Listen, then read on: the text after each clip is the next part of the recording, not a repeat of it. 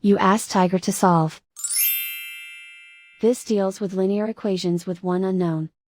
The final result is x equals negative 37 over 55. Let's solve it step by step. Group all x terms on the left side of the equation.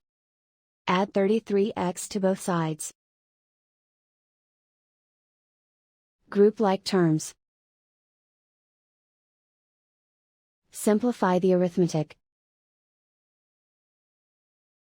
Group like terms. Simplify the arithmetic. Group all constants on the right side of the equation. Subtract 27 from both sides.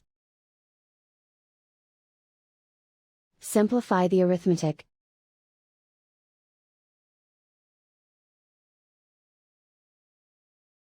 Isolate the x.